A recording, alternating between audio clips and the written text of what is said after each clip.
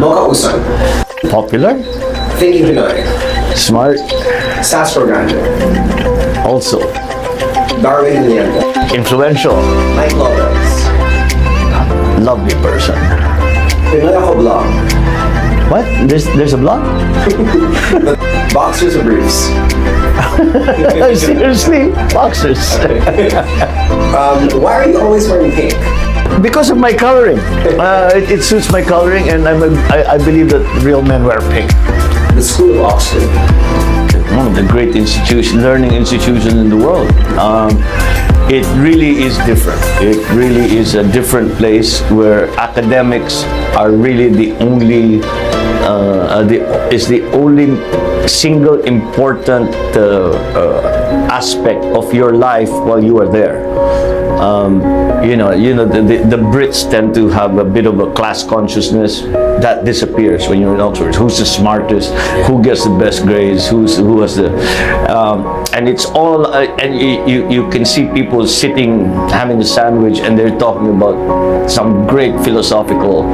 You can sit in the coffee shop where John Stuart Mills wrote. Where he wrote his book on utilitarianism. Bananas. Chills. Yeah, it's right outside. So that's the atmosphere, and that really encourages. It makes it very conducive to this kind of deep thinking. I had one of the greatest experiences I had was one summer in Oxford. We were sitting around in one of the greens, and we were talking amongst each other, drinking a little wine, and some visitor came up and said, "Look at you students. You just sit there. You spend your parents' money, and you're not doing anything." And you know what? The professor was walking by, and he says, "Sir, you must allow them to do nothing, because that is the only time, this is the last time in their lives that they be allowed to do nothing but think." And that defined the place for me. Mag-isip ka. And I always say, Oxford taught me how to think.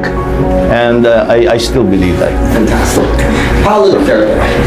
He has been going through a bit of a rough time recently. I'm sure he'll be okay. Sarah Duterte. Sarah's a lot like her dad. Yep. Sarah's a lot like her dad. I see very many similarities between her and her dad. So she clearly sat at his feet and learned from Dicong. Bastet Duterte. I don't know Bastet very well. I know. I've met him. He's cool. Super cool. Cool guy. Super. Actually, the Dutertes are cool because because of the dad. I don't think they're allowed to become mayabang. They're allowed to be because of the dad. The dad just won't put it up with it. Winston Churchill. Whew, what a heavyweight, political visionary, I suppose, in many ways, and a writer and a speech maker of absolutely no equal, no equal. And I've read everything he's written. I have read all the speeches he's ever made, and you just look at his history about especially during the war. But you look at it even beforehand. By the time he was like 22, 23 years old, he had seen more war than most soldiers, and it translated into his understanding.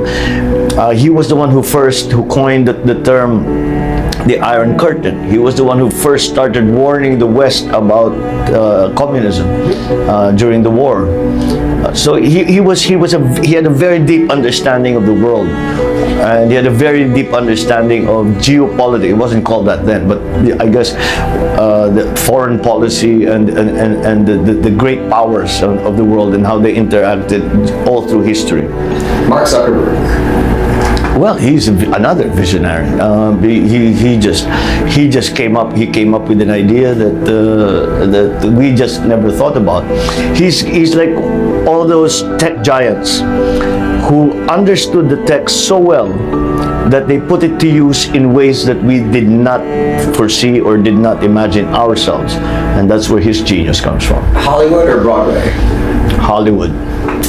Some of the most only because I was raised in serious theater and not so much in musicals. And Hollywood has some of the most creative, the most talented, the most brilliant, the stuff they come up with sometimes. Just Bill Gates or Steve Jobs? Steve Jobs, Steve Jobs. Favorite beach in the Philippines? It used to be Boracay. Same. It still is the most beautiful beach I have ever seen in the whole world. I mean, up to now. Just take away the green algae. But it's still the most beautiful. You know, you would walk down to about Station 4 and then you look down the beach and like, whoa, this belongs to us. This is our country. Look at this. It's still the most for me. It's not my favorite now because it has all the problems that it has. So my favorite beach right now would be up in Ilocos, the beach in front of my house. You get to take us. Yeah, why not? Favorite road trip? The favorite road trip I ever took was a very, very long one, it started in Rome, drove up to Milan, went across the south of France, drove up all the way to Paris, and ended up in London. How long did that take? It took me about 10 days, Okay, wow. and stopping just about everywhere, and it was great fun. Sandro Marcos. Oh, Sandro. Well, we're very proud of our Sandro. I mean, you know, like any parent and child, you know, there were some iffy moments, you know, when he was a teenager. What's going to happen to this kid? He doesn't seem to be getting it. Well, he got it. He's fine. He's doing very well. He's working in London. After his master's degree, and I think he'll do well. I mean, he's buckled down and he's become not necessarily serious. I wouldn't use the word serious, but he's become. He understands what he needs to do. He said a remarkable thing actually, because we told him, you know, where do you want to go, and we can ask. I'm sure we can ask some of our friends to take you on. And he went away and thought about it, and he came back and said, I think I'll work abroad for a while. Yeah. I said, because I don't want to work in a place where my name means something. That's wonderful. So he wanted to make it on his own. And I'm beginning to get that same sentiment from my second son, Simon. I was just about to ask you. Yeah. So Simon Marcos. Simon is sort of the same also. You know, he's down in China, and he's working there. And he's saying, you know, everybody wants to meet me because I'm your son. And I'm a Marcos and like that. And I said, well, you know, that's their way of showing their appreciation for what your grandfather did. But you know, they said, but I don't want to be treated that way. I want to just work to learn things. And I said, you get there. Don't worry. Once they get over the excitement, you get. So I'm very, very proud of them for having come up with that idea. And Vinny Marcos. Vinny, boy charmer. my coder. Yeah, I'm still waiting for his $1 billion app so I can retire. So you can retire. So I can retire, yeah, live off my children. Yeah, that kid has a really special type of charisma, where he's what's the word? He's effortlessly charming. It's not common. It's not common. No, it's not.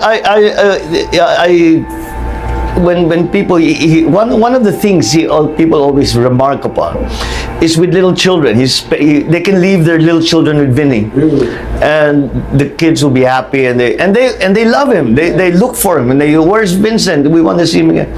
And they thank me. And they say, you know, thanks to your Vinny. He's so matyaga. He's so patient. I said, you don't understand. He's not making tiyaga. He's not being patient. He likes being there.